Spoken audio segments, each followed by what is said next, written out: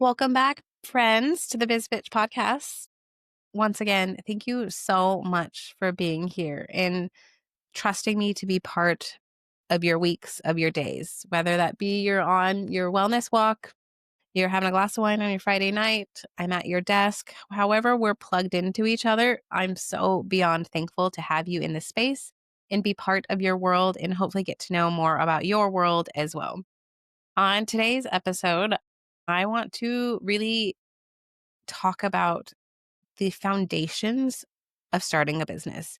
Because I don't think this is talked about enough as entrepreneurs. And yes, it's on like the SCORE websites and, like the Small Business Association websites, but like those websites and Google in general, and even ChatGPT can be so overwhelming when it's like you go to put in Google, what's the first things I do to start a business? How to be a successful entrepreneur? Like, if you're like me, we all did that when we started our business, and that shit is overwhelming. And you get like 20 different answers depending on what you're reading. And some of it is so archaic that doesn't even apply to this world anymore, or it doesn't apply to this world of online businesses, which is like a whole nother division of being a small business owner. And that is actually probably what I found the most challenging myself was the business I was trying to build wasn't like a brick and mortar or a traditional business or a product. And it's really hard to navigate. And I'm sure others in other industries feel the same. So I wanted to take you through some of like the foundations that I think are either a good refresher for you if you've been in business for a few years, if you're feeling a little bit like of a spiral, because they're things I kind of come back to, or if you're just getting started. And I share this because it is something I typically go through with my own clients. But I think there's some things that we don't talk about as entrepreneurs in this process. And I'm going to get a little bit more real and honest about this myself. So when I talk about foundations, these are my foundations that I like to always talk about is your boundaries in your business, like your own personal boundaries, your legal, and that's legal and insurance, right? Your money, we're weird about that. So money, how are you protecting it? How are you tracking it? How are you calling it in? And the money mindset that comes with that.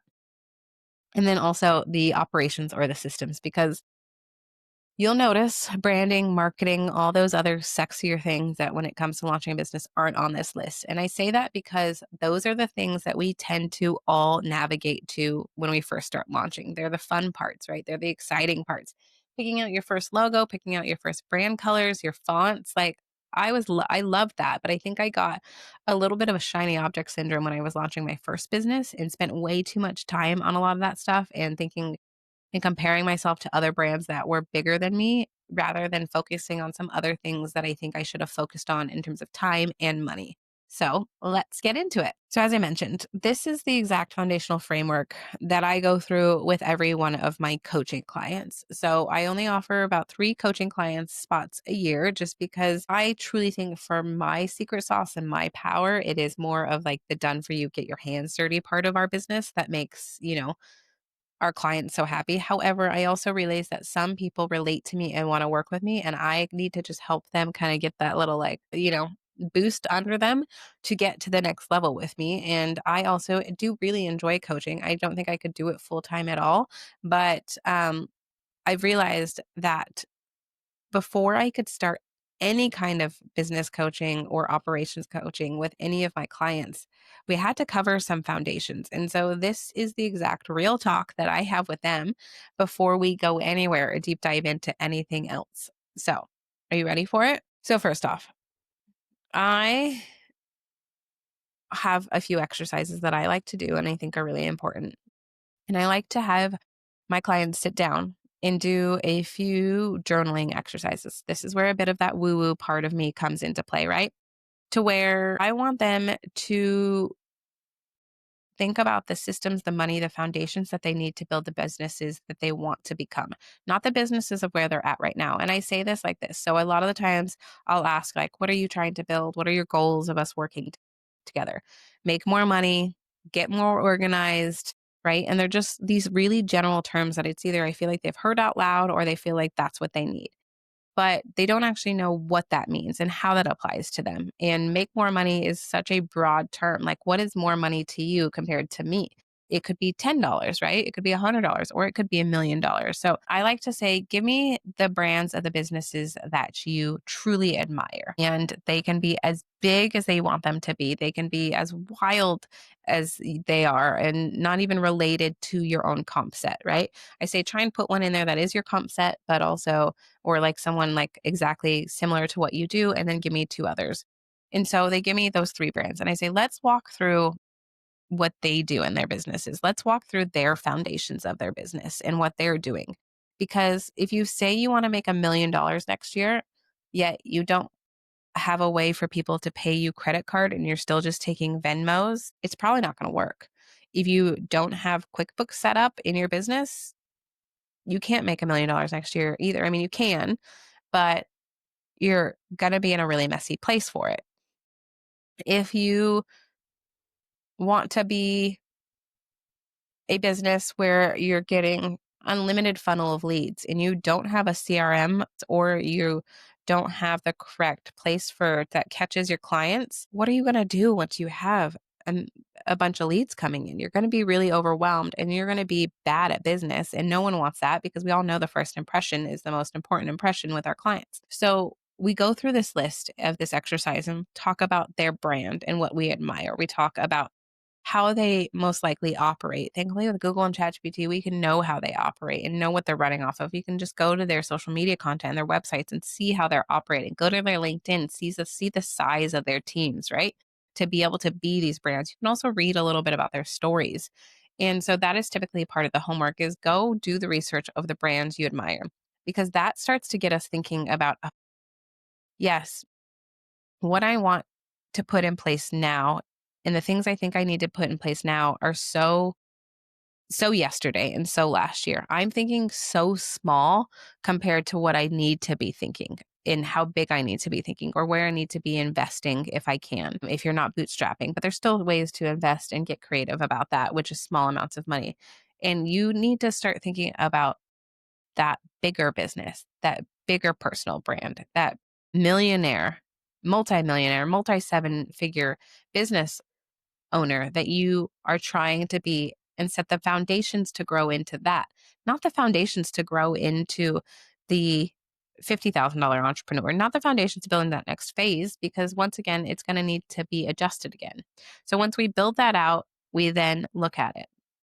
And I also like to do a little bit of manifestation journaling here, which if you've never done, I love it, because it starts to call this energy in. So manifestation journaling is where you are claiming it like you already own it and claiming it like you already have it. So you're going to a piece of paper, and let's say you know you hate social media and you don't have the finances right now to put someone on your social media, but you know that's going to be a big weakness of yours. So in your manifestation journaling, you'd say, I am so thankful and grateful that I have a full-time social media manager that understands my brand and I work really well with, and helps me run all the content in my business. And the next one, let's say you know that you want to buy a new home in 2 years, right? I'm so thankful and grateful that the income from my money, from my business, and that I've hit whatever financial amount that is, has allowed me to buy my new dream home. And it looks like this. And you start to kind of call in and manifest exactly what you're calling in to be, that, not that next version of yourself, but like that 10 times version of yourself. Starts to kind of reset your mind that foundations need to be really strong, and you really need to know this version of yourself as you're growing this part of your business to get ready for what's next. And someone said this line to me once, and I actually really loved it, and I do repeat it. Foundations come from the woman you're becoming, not the woman you're scared of being. Say that again with me. Foundations come from the woman you're becoming, not the woman you're scared into being. And I think I can relate to that so much, because I used to have this little bit of like, I really wanted to be a really successful entrepreneur. And I really wanted to have a team and make a lot of money and have a lot of really cool projects. But I had this fear in me. And the fear was around, if I get too successful and I make too much money, that my boyfriend won't love me anymore. and that my boyfriend won't want to be with me anymore because I've now become the breadwinner, but also he really values spending time with me. And if I become too busy, I will no longer have the time to spend with him and he will no longer want to be with me. I know that is a fully made up story that I made in my own story from like past relationships and also just like something I completely just made up in my own mind. But those are things that I had blocked in my head because I was too scared to become her. Yet I was saying I wanted to be her, yet blocking the own energy and the own path that I needed to actually step into becoming her. So, let me actually start with a little bit of a story on two different ways I built my businesses and what worked well for me and what hasn't worked well for me. So, when I started Famaven Getaways, I got really excited about the brand and the website and all the really fun things. So, I spent a good amount of money. I think I spent like 8 grand on someone to design a brand for me and like 3 grand on someone to kind of help me guide me on a website. Um, and I got some social media templates and some other things. But I spent no money on, oh, I did actually. I invested in LegalZoom. That's what I did do, which is not the way you should go about building a business legally. There are so many other better ways. But I completely ignored the finance side of things, QuickBooks side of things, CRMs, and like all the other pieces that I needed to like become a true business owner. And I quickly realized when you have no clients and no customers, there is no one to see your brand or your website or tell you how cute your logo is besides your friends and your family and your mom and your boyfriend. And I spent so much time going back and forth on like the logo approvals and the website build out and all these things, and not enough time actually like building business and getting clients and leads and like marketing myself, right? I was so stuck in the weeds on this and spent like really the only money I had to invest on these pieces. If I fast forward and think about the time when I went from just like consulting, being a virtual assistant, to actually building out the more OBM studio, which is an online business management studio, I did the opposite there. And that was the other thing I spent a lot of money on was a brand photo shoot, which don't get me wrong, I love a good brand photo shoot. And I think it is a quick way to step into the woman you want to become. But I think there's a time and a place for it. And also you got to look at your own finances and how you're investing time. So fast forward to my OBM side of things. When I launched that, I said, okay, we're not doing that again. I'm going to go design my own logo on Canva, and it's pretty much just going to be some font. I'm going to use some old photos that I had taken from my travel brand and kind of reuse them in the best way I possibly can. I'm going to build out my own just 3-page Squarespace website, real basic, and build out a basic social media. And I invested a lot more time in that world on actually bringing in clients, defining what my offers. And I knew that legal and my contracts were also going to need to be an important part of that puzzle. And so that's what brings me into the topic we're going to start off with, which is legal and the foundations of legal in your business. So, like I said before, what you're not going to do is do LegalZoom. There are so many incredible lawyers out there that aren't going to charge you a retainer and are willing to either provide you templates that you buy at a really small fee that you can reuse or provide you services through hourly. And you're just going to get the basics for them. And the number one you're going to get is a service agreement. And if you have a website, you're going to get some terms and conditions on your website. Those are the two basics that you need to get out the door and running. That is where you should spend your money. I also think it is important to understand what kind of work you're doing. And no, you do not need to become an LLC. And I know it sounds so sexy.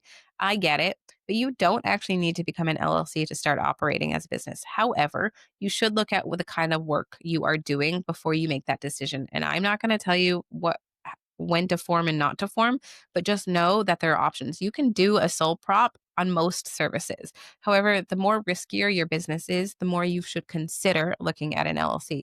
But these are the kinds of questions.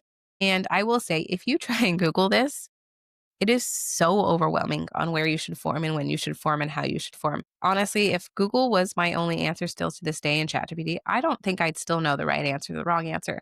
I know the right answer because I have people who work in legal in my life and who support me and are able to answer these questions and guide me through this. Another way you can also find this kind of support is by finding communities and entrepreneur communities and networking events where lawyers are speaking. You know, when they say, can you put your hand up?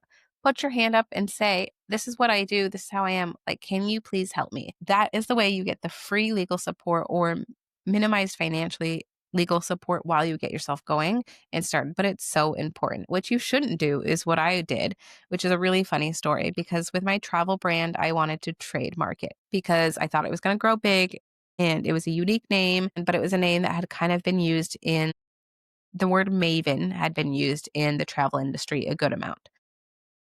So I legal zoomed the LLC part of it from what I can remember. Thankfully, I didn't pay for that membership. And I'm so thankful I did not because I've heard so many nightmares of like the LegalZoom membership and just taking your money and being zero support. But I was out in Scottsdale with some girlfriends of mine when I was single, and this is when I was launching my first brand, and we met this group of guys, and one of them's like, "Oh, I'm a lawyer." And I'm like, "Oh, interesting." And I just, was shiny new business getting it off the ground. I'm like, "What kind of lawyer?" He's like, "Oh, I do trademarking." My little eyes were like, "You do trademarking?" I'm trying to trademark my business right now, and I'm so overwhelmed in the process. Look, we had a lot of drinks that night, and lo and behold, I got his phone number and he was like, "Call me anytime if you have any questions and I will look, I'll search the database and I'll do this for you, like pro bono for free. Like, I want to help you." Look, it's a really awkward conversation when you have to text that guy the next morning when you had turned him down the night before from any, fun, sexy time. Like, I needed that support. And like the idea of getting free legal was so exciting because I had priced it out and it was going to be a few $1,000s and I didn't have it at the time. So I decided, I was like, you know what? This is where we use our network, Jazmin, but like probably shouldn't have been a guy trying to take you home last night. But, we're just going to do it. I'm very thankful. He was very, very sweet and very honest and did it for me. We don't need to do that as women. You could probably go down that path in a better way. But do I think you need legal? Yes. Because if you tell me as a potential client, I want to make even six figures next year, six figures puts you at more risk. And you don't have the basic client contract. And yes, I know ChatGPT can help you, but I promise you she is not legally binding. And to say that I've never done it, I would be lying to you, and we are not lying to you. So, yes, I have done it for some quick terms and policies, but then I have also had my lawyer look over what I created. And let's just say she ain't legally compliant because she did not go to law school. So, try and do it the best way possible. And another way you can go about this is find a business lawyer who needs your services potentially and do a trade. Like I am say be cautious with trades and only do trades in things that feel really aligned to you and really aligned to things that you need or you might need.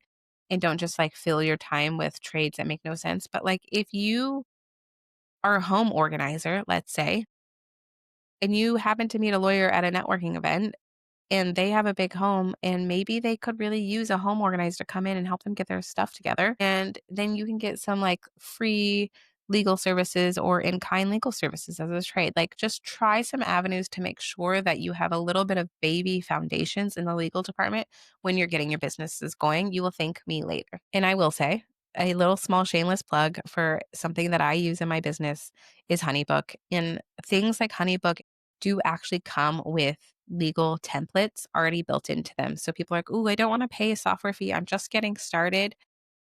It's worth it because they have templates built into them that a lawyer has built out and you can go edit it. And yes, you should still have a lawyer review it and look over it. But like, how helpful is that? They have like member agreements, they have client agreements for like photographers, events, like a big array of different services. Try that avenue. All right. So, foundation number 2 is money. Now, I'm going to come to this really lightly because I will say, out of all the things in my business, this is my weakness. Even talking about it makes me feel weird. Like, how can I talk about this when this is something I'm constantly working on? But I feel like it's important because it's important for someone for me who struggles with it and has never been good with numbers to talk about it. Because I know there's others of us out there. I know I'm not alone in this. Being an entrepreneur is literally the biggest dose of money therapy that you could ever sign yourself up for.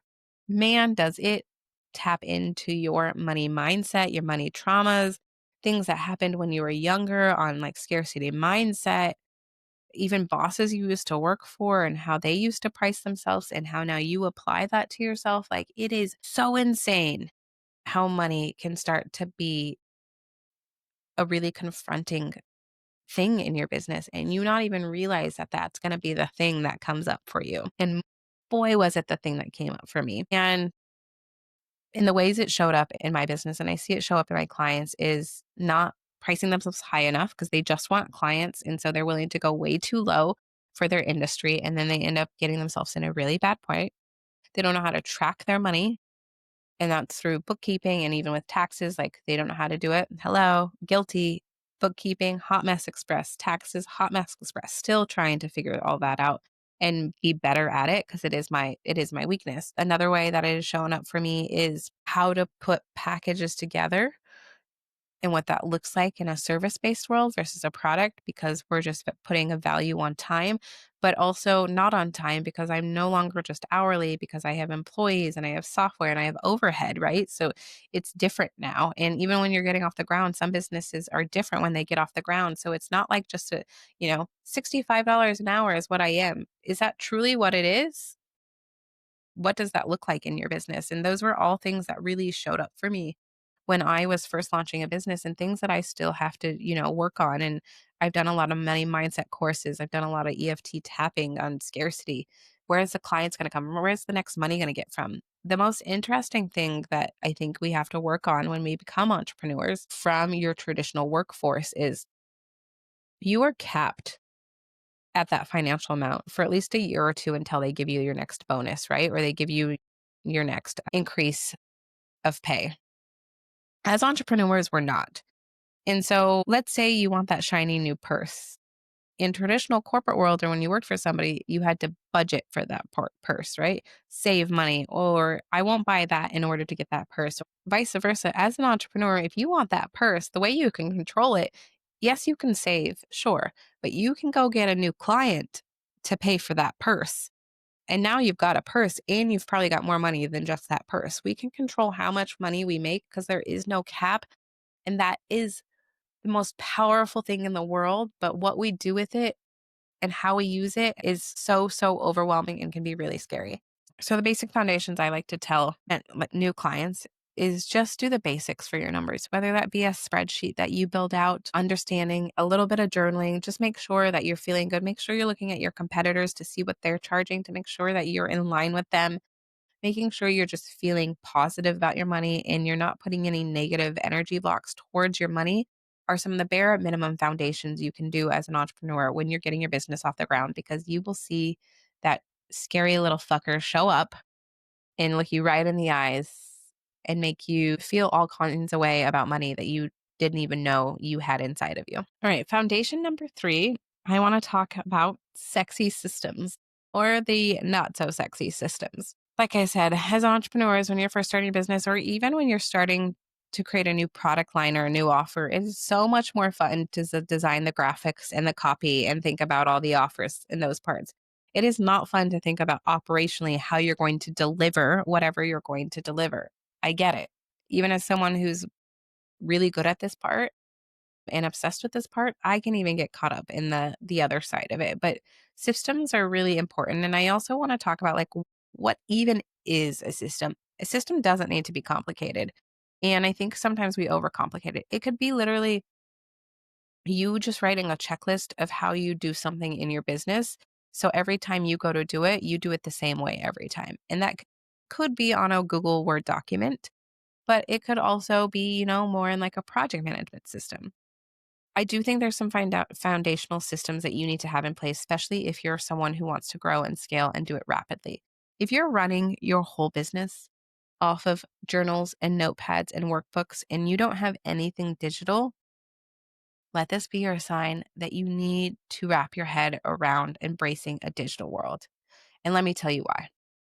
Number 1, as soon as you have a first hire and are ready for a first hire at any kind, the overwhelm it'll feel to get everything from that paper into a digital world will make you not want to hire somebody. Because these days, and especially as an entrepreneur, your first hire is most likely not going to be sitting right next to you and in your world. And if they are, they're going to need a computer and to help you. And so the more that you can put into a digital system, the faster and the quicker the better, because it means when someone comes to help you, they can see into your world quicker and not need to come, go through all your notebooks and workbooks to do everything. It means that they can start supporting you from day one. So, systems are also the foundations of scaling, right? Automations. This world is insane right now with technology and automations. And half these softwares out there to support people and businesses, from the circles to the honeybooks to the Trellos to the Notions to the high levels. There is so many cool automations built into these that are pretty much have stepped over the old Zap or the Zapier world, because they're built into the softwares, and there's AI built into that as another level.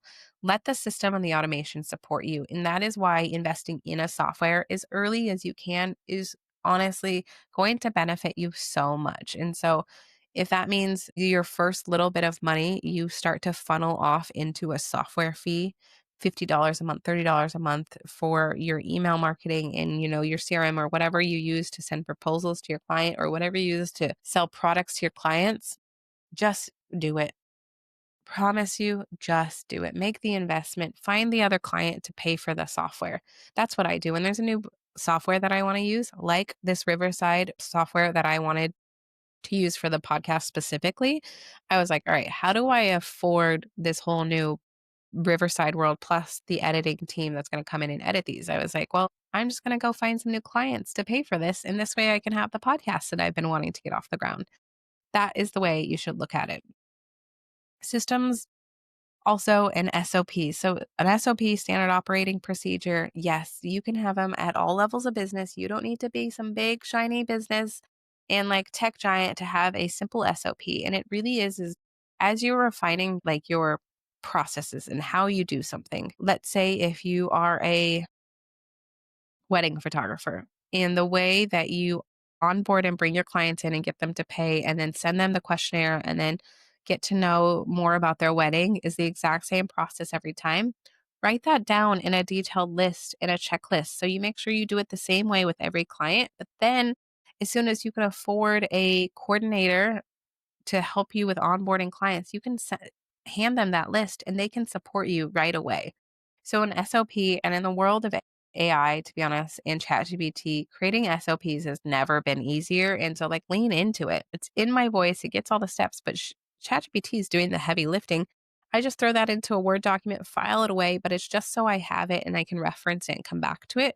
But also, it has been so helpful when I have grown my team in this last year from one person to now 4 people, because now they all share those SOP documents and I'm not having to do the heavy lifting of training every time. I also think that investing in nicer software that helps you deliver whatever you're delivering to your clients in a more luxury way can actually help you raise your prices and also get taken more seriously. If you are the same wedding photographer, in order to onboard your client and get them in your system, you're sending one email for payment, one email for contract through like DocuSign, another email with a questionnaire, and they're stored in all different places, and you're a little bit disorganized and chaotic through that process. It makes them feel a little bit uneasy about working with you. If it comes through a really pretty branded portal where everything's in line, easy to find, easy to use, they feel like they've got a premium product, right? They feel like they've made the right investment and they're starting off the process of working with you with a really positive mindset. It just makes the whole client workflow and working together even smoother. So systems are no longer not sexy. They're really important into building foundations in our business. All right. Foundation number 4 might be my most important one, that if you've ignored and nothing else before applied to you, this one I know applies to everyone. And if anything, this one applies to the entrepreneurs who are even further along. Boundaries, boundaries, boundaries, boundaries, babe. You need them. We all need them. If you build your business now in a hustle mindset and mentality, you will hustle forever. If you build a slower business now, and it takes a little bit more time, you will build more time for yourself to take care of yourself. It is proven that the longevity of your business will actually last longer. And look, I'm not saying we don't have to hustle, stay up late, work really crazy hours when building a business. I'm not saying that at all. Like, it takes a lot of work to do what we're doing. But I am saying you can put in some little bit of boundaries and a little bit of guardrails on yourself and access to yourself when you start running a business that just sets yourself up for what works really well and also the life you want to live. Because the life you want to live isn't tied to your desk, never sleeping, never seeing your family and friends. Like, that's not why we become entrepreneurs. And like, you could be doing that for 5 years straight before you make the money that you need to make to get to like that next level of like financial freedom and where you have a more flexible schedule. So, like, why not do that now? And so, some of the simple things that I think entrepreneurs and especially women, because we try and do it all and too much, is put those boundaries in place. My easy go to one that I tell every client when I start working with them is to put boundaries on your calendar and the access to you. It pains me when someone sends me their calendar invite and it is open for a call 5 days a week from 9 a.m. to 5 p.m. and even hours outside of that. I see it as A, you're way too available, and B, are you not busy? And C, for me, I'm like, "Ugh, this poor person doesn't have boundaries, have time for themselves. How do they do work? How do they get anything done?" So for me, I take phone calls on Mondays and Thursdays from 10 a.m. to 6 p.m. on Mondays because I like to work late, and then until 4 p.m. on Thursdays. That is when you can book a call with me through my link. Sure. Does stuff happen outside of that? 100%. But for the most part, those are my call days and I go back to back. So that allows me Tuesday, Wednesday, and Fridays to get deeper in my work, do creative things, go to lunch with a friend or have coffee with a potential connection. Because when you're on calls back to back, you don't have the space to do things like that. So you're not setting yourself up for success. Set your schedule, especially as a new entrepreneur where you're merging from having someone who's giving you a schedule to your own schedule. You do kind of need to give yourself a new schedule and be kind of strict about it because it's really easy to just like get caught up and get nothing done. So set yourself a schedule of days that you're doing stuff and when you're getting it done. And that CEO time of times you're working on your business, which you do so much of when you start your business, and it's a super upfront thing. It honestly dwindles down like to the tiniest bit amount of time once you start having clients and getting business. And it's the first thing I find that I let go of, my clients let go of, and we get really bad at. But like, treat yourself as a client, treat your business as important as your client's time. So you make sure you do the things you need to do to run your business. The other thing, we need to be better at using the schedule later thing that happens on all of our emails. If you are working late and you are emailing your clients past like a 6 p.m., and that's outside of your traditional work window, then try and schedule later because the chances are they're going to respond to that email at 6 p.m. and then you're going to get back into work mode and you're not going to be able to relax and do the things you need to. So what would happen if your email didn't necessarily have a time crunch in it? Once again, I understand things happen and you sent that email to send out at 8 a.m. in the morning. So this way, it didn't bother them past work hours and it doesn't respond back to you in work hours. So you could focus on yourself. Another boundary is whenever possible, as much as possible, do a little bit of self care in the morning. And I'm not telling you to do them all because, like, look, none of us have time for that. Pick one. Have your bucket of your 5 self care. Is it you're working out? Do you journal? Do you meditate? Breakfast prep? Whatever it might be, and do one of them each morning. What you will do for the rest of your day and set yourself up for the rest of the day is so much more worth cramming in that extra 15 minutes of work that you need to do that morning because you will get it back in time, I promise, throughout that day if you just spend that little amount of time taking care of yourself. And look, I am the first to admit when I am in busy mode, it is my first thing to go. And every time I notice it after like 5 days of skipping it, which I'm currently kind of in that place right now, especially around like holidays, because you're trying to like cram more work into the shorter days and like shorter time frames in the week. But pick one and it can be simple. If I can't do my full hour workout, I'm like, okay, can I go walk for 10 minutes? Okay, maybe. Or if I can't even have 10 minutes, okay, can I just at least journal in my gratitude journal for 3 minutes? So I just take 3 minutes out of the day. Like I can always afford 3 minutes of time. And so this is your reminder to just build in some boundaries and not let the work creep into all hours of the day, all parts of your life, right? Same when you're having dedicated time with your husband, your boyfriend, your girlfriends, your kids, shut your phone off. Take those few minutes away. We are not guaranteed tomorrow and we are not guaranteed those other times. And it's really important to be really present with people. But also, it just gives you a boundary yourself that it's okay to do one thing out of a time. Like, you don't need to be doing 10 things at all moments of every day. We are good at multitasking as women, and I get that, and I'm so proud of it. However, it is also okay to just do one thing at a time, to be super present, and also so you can feel aligned and not feel like there's chaos happening in your brain. Because entrepreneurship, you know what it did for me is it showed me that I have really bad ADHD, and I never realized that I did. And then becoming an entrepreneur, I was like, wow, I've got some really bad ADHD. It is really hard for me to focus when I've got a lot going on. It is hard for me to have deep work time. If I come off an event and I got to do deep work, not happening. Just doesn't happen. My brain can't do that switch like that. It is in social mode. It is thriving. It wants to talk to everybody. It wants to be in the moment with people. So know your boundaries, set boundaries, know that it's okay that even if you're growing and trying to get clients, that it's okay to say no. Don't let people take advantage of you right out the gate because it'll just become this continuous snowball effect where you are constantly letting people take advantage of you in little pieces of your business. And then overall, you end up burning out, and no one wants burnout. And once again, if you look and take that back to the boundaries of bigger businesses and what they do, they have so many guardrails and so much more limitations. And yes, you might be able to get a hold of them at any times of the day, but it's because they have team members in those places, right? They have team members. You're not talking to the CEO or the founder of Marriott when you have an issue. You're talking to one of his thousands of employees who works in specific hours and certain times. So it is okay for you to have some boundaries. An autoresponder with when to talk with you, when to book a call, and direct links to your offers has been the biggest game changer in my business.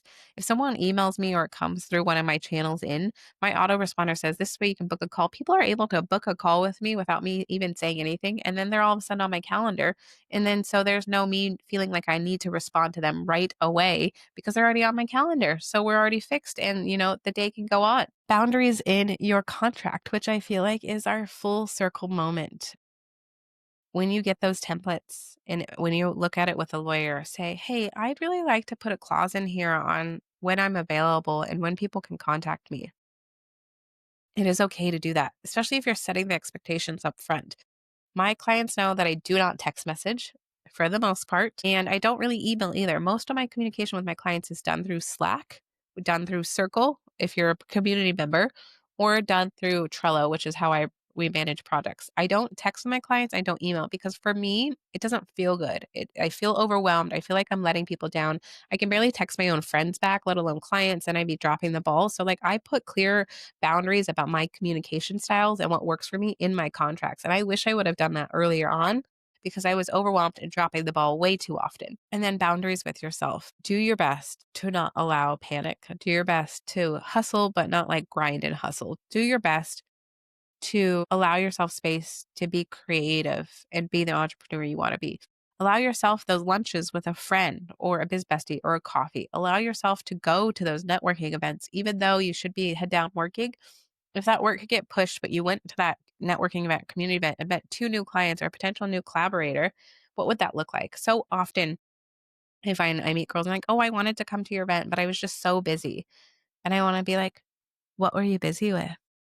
I get it if it's actual client calls, but once again, how are you scheduling your calendars to allow yourself space to go to these kinds of events? But like, what were you busy with? Were you really too busy or were you stuck in admin work or work that's not actually that important that needed to get done right now that you actually could have came to an event and potentially met someone that could change the trajectory of your life, like an investor or your next big collaborator or your next big client. So allow your the space to have boundaries in your business because you will set yourself up for more success in the long run. All right, friends, that is my episode on foundations. And as you'll see, some of them are really traditional, but also some of them are a little bit not.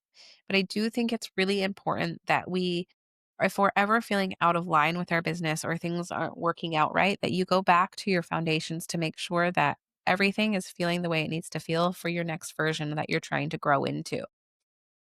And also, if you're in those beginning first few years and it's just feeling really hard, look at some of those foundations, clean them up, spend some time on them because it is important to make sure they're set in place because they will give you a stronger foundation for what you're building versus if you go the other way and the bottom is too weak to catch you. Those are some of my tips about foundations. I have some others, but those are the ones that I feel most passionate about. And I do tend to like go out the gate with my new coaching clients because, and just also friends, women in my community that I see are struggling. We talk about the topic of foundations in the Biz Bitch community so often. Because I think they're important pieces of being an entrepreneur. And it's so easy to get overwhelmed with all the things that you need to do when you start a business or when you're scaling a business, that sometimes it's just easy to look at your like core foundations, kind of like your mission statement and what I call your company values, and be like, okay, let me do a quick refresh here. Let me do a little reset. Let me make sure everything is in line before I set out on that next adventure or before I burn it all to the ground, because chances are there's something in there that you can find that will actually help whatever you're trying to do in your next phase of your business. So, with that, where are you saying yes that you actually want to say no? Where are you available in ways that hurt you or ways that make you feel uncomfortable? Where are you burning yourself out to look like a good entrepreneur, like you've got it all together? What boundaries do you need to implement this week? If you felt yourself getting fired up inside about something I said today, lean into that one. Add that boundary to your life. Add that foundation to your life and see what might happen. Foundations definitely aren't just legal, money, systems, and operations in your business. They can go outside of that. But it is important to remember that foundations in our business are a really important piece and go hand in hand with the fun sides, like the marketing and the websites and the branding and the brand photo shoots. And just as much as you're spending time, energy, and money on those fun things, try and see if you can equally spend some time, energy, and money on the things that aren't so sexy right now, but I promise you they get really sexy as you start to build. All right, friends, and that's our episode today. Thank you so much. If you enjoyed this episode, I'd love to know what you loved about it in the comments. If you have other topics that you'd love to hear about, then please, please, please comment below in the video. I will find a guest for you. I will see what I have to say about it. We will talk about it, or maybe you can come on yourself. If you are resonating with this podcast, then please like, review, subscribe, do all the things to send us the love. We are small and growing, but mighty, and so happy to be here with you. So thank you so much again, and bye, bitches.